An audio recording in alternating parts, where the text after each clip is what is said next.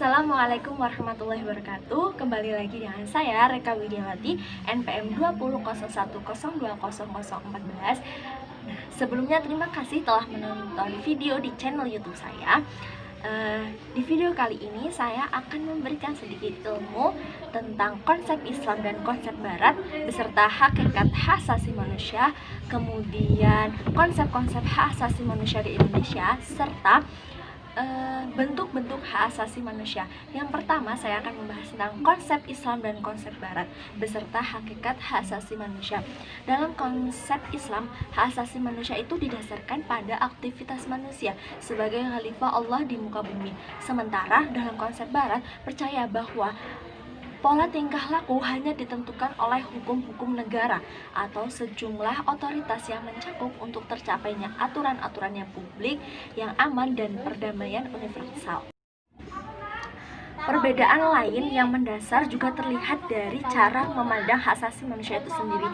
Di Barat, perhatian kepada individu dari pandangan yang bersifat antroposentris, di mana manusia merupakan ukuran terhadap gejala sesuatu. Sedangkan dalam Islam menganut pandangan yang bersifat teosentris, yaitu Tuhan yang maha tinggi dan manusia hanya untuk mengabdi kepadanya. Nah, berdasarkan pandangan yang bersifat antroposentris, nilai-nilai utama kebudayaan Barat seperti demokrasi, institusi sosial, dan kesejahteraan ekonomi sebagai perangkat yang mendukung tegaknya hak asasi manusia. Sedangkan dalam Islam didasarkan atas ajaran Islam yang bersumber Al-Quran dan hadis. Manusia diperintahkan untuk hidup dan bekerja dengan kesadaran penuh bahwa ia harus menunjukkan kepada kepatuhan, yaitu kepada Allah. Oleh karena itu, mengakui hak-hak antar manusia adalah kewajiban. Dalam perspektif Barat, manusia itu tidak ada hubungannya dengan Tuhan. Hak asasi manusia itu hanya sebagai perolehan sejak kelahirannya. Sementara hak asasi manusia dalam perspektif Islam dianggap dan diyakini sebagai anugerah Tuhan, dan oleh karenanya setiap individu itu bertanggung jawab kepadanya.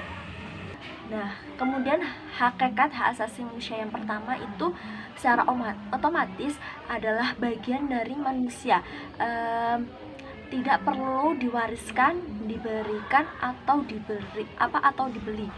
Kemudian yang kedua yaitu berlaku untuk semua orang tanpa diskriminasi sara. Yang ketiga yaitu tidak bisa dibatasi atau dilanggar. Untuk yang selanjutnya yaitu konsep hak asasi manusia di Indonesia. Yang pertama yaitu individualistis. Nah, paham ini dikenal dengan paham liberalisme atau kebebasan yang dikenalkan oleh John Locke dan dikutip oleh Max Bolli-Sabon dalam bukunya HAM adalah paham yang mengatakan bahwa manusia sejak dalam alamiah telah mempunyai hak asasi, termasuk hak-hak yang dimiliki secara pribadi. Nah, hak asasi manusia ini meliputi hak hidup, kebebasan, dan kemerdekaan, serta hak untuk memiliki sesuatu. Nah, kemudian yaitu Marxisme. Menurut Marx, manusia itu selalu terkait dengan hubungan-hubungan kemasyarakatan yang melahirkan sejarah. Manusia adalah makhluk yang bermasyarakat, yang beraktivitas, terlihat dalam suatu proses produksi. Hakikat manusia adalah bekerja, Homo faber. Jadi ada kaitan yang erat antara filsafat, sejarah, dan masyarakat.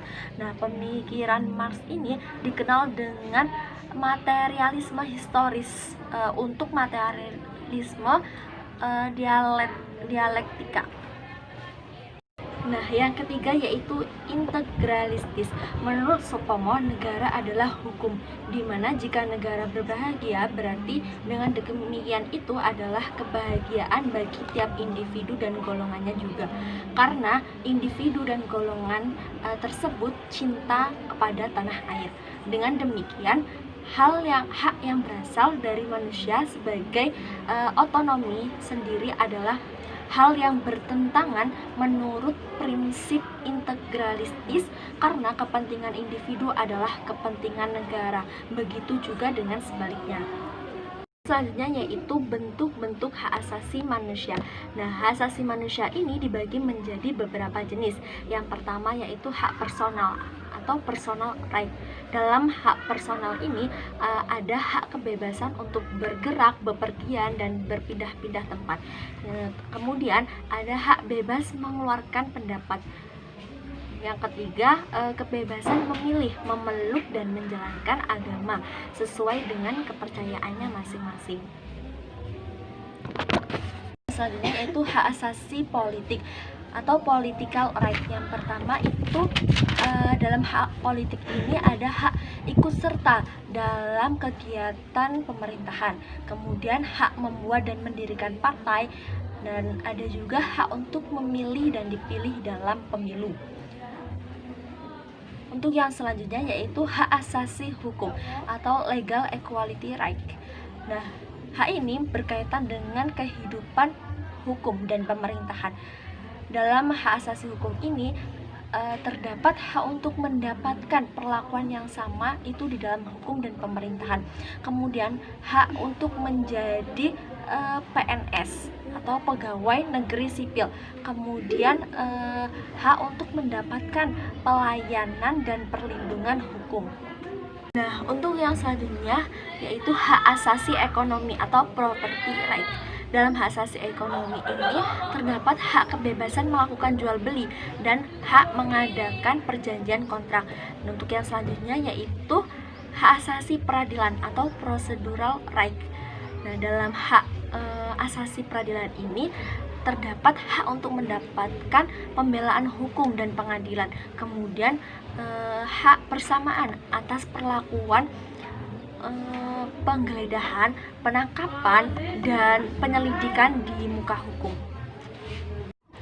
Nah, untuk yang selanjutnya yaitu hak asasi sosial budaya atau disebut dengan social culture right.